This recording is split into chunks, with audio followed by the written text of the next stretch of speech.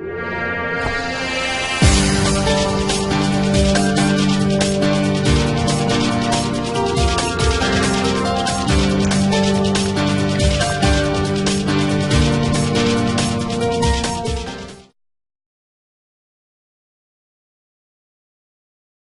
hate the whole self-help industry, right? How can you be happy? What are the 5 steps you can follow to be a millionaire? What are the 7 steps that you need to get the career that you want?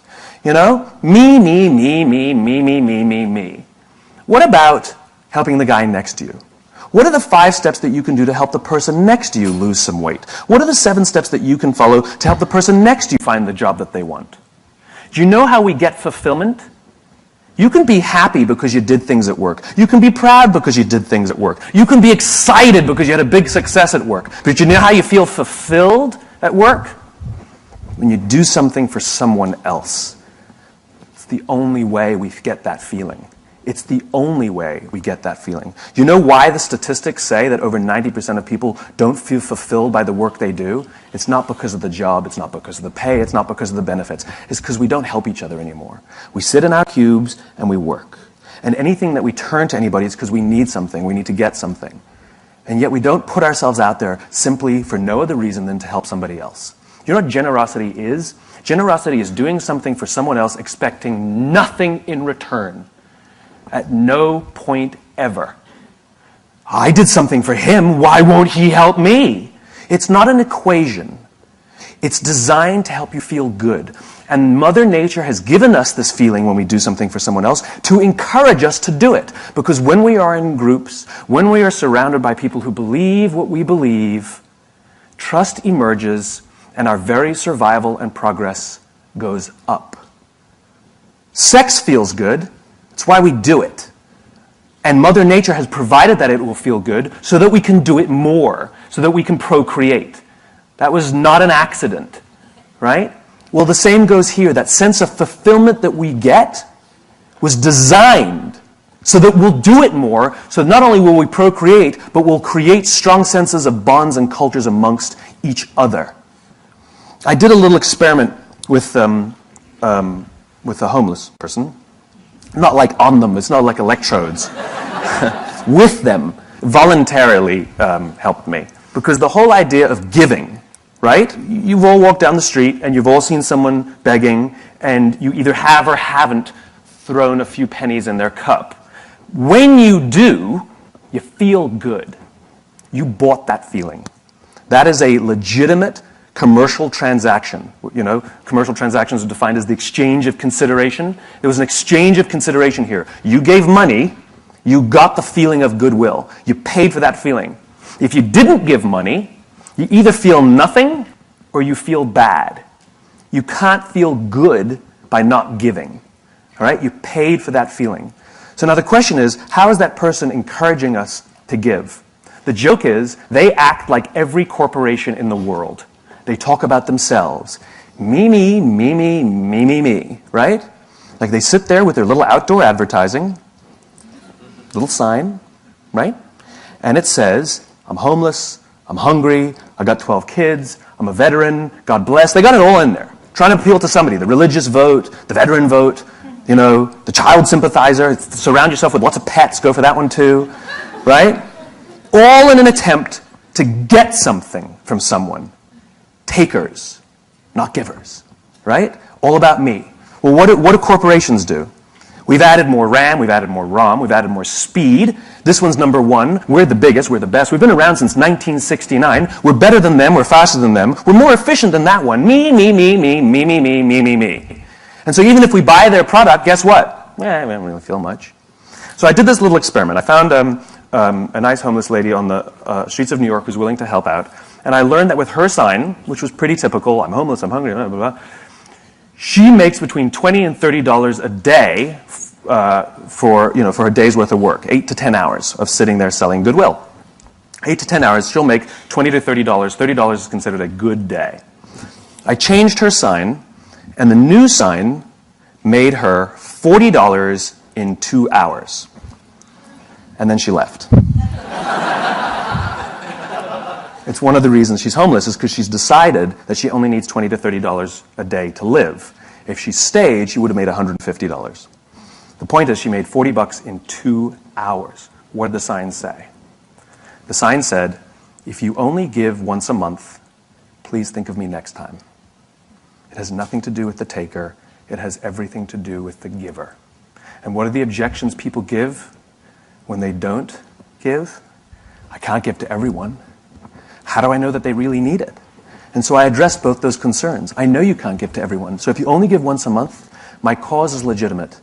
I will still be here when you're ready to give. $40, 2 hours. Make it about them, not about you.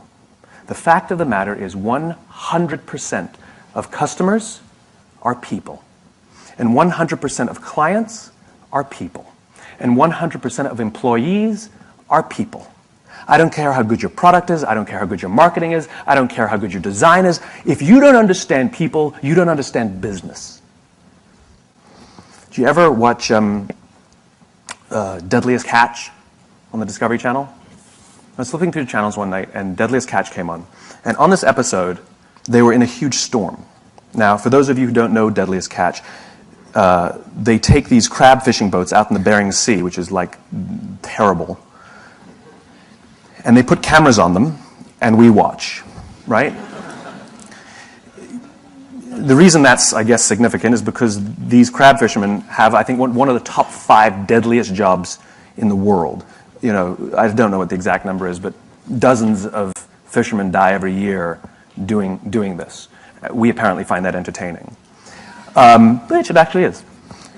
So they have cameras only on 5 or 6 of the ships, even though there are many, many, many ships that go out fishing every season, and they don't really come into proximity with each other because the ocean's huge, and they usually sabotage each other and give each other false information because they're all competitors. They're all looking to get the crabs and make sure that they find them and somebody else doesn't. And it's business, right? It's just business. It's okay. We all do the same thing in our own companies. And in this one episode, this big, huge storm was so violent that they had to bring all the pots, which are the big cages that they catch the crabs in. They had to bring all the pots back on the boat and wait out the storm. And just by dumb luck, one of the boats that had cameras on it was in proximity of a boat that didn't have cameras on it. And so they filmed. They had secured all their pots on the deck, and so they started filming the other boat. And they filmed a guy climbing on the outside of the cage, securing the pots. And all of a sudden, a huge wave hits the side of the boat, and the guy's not there anymore. And the people on the boat with the cameras start screaming, "Man overboard, man overboard, man overboard." And they turn their boat towards where they think he might be. He's a stranger. They don't know him. They don't know the crew members of the other boat. And yet they react. And they turn towards him. And they find him in the drink. And for those of you who don't understand how dangerous this is, if the water is so cold that if you're in the water for, I think that it's a minute or a minute 30, hypothermia will set in and you die. And they come upon him, and he's screaming, "Don't let me die, don't let me die." And they pull him on board, not out of the woods yet. They strip off his clothes, because it's wet and cold, and they wrap blankets around him to prevent hypothermia from setting in. And he survives. And it's overwhelming.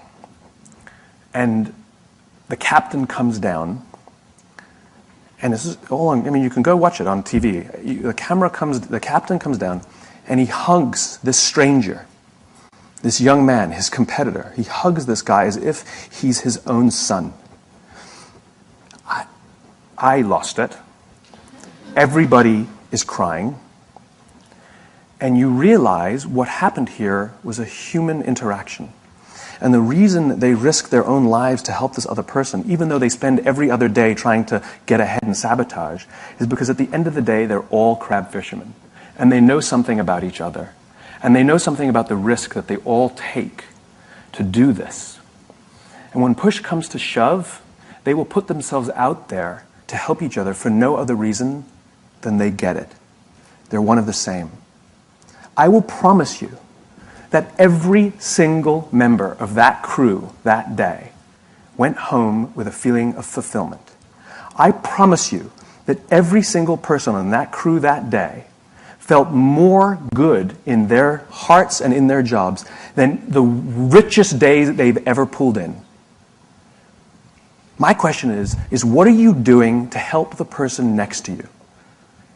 Don't you want to wake up and go to work for the only reason that you can do something good for someone else? Wouldn't you want them to do that for you?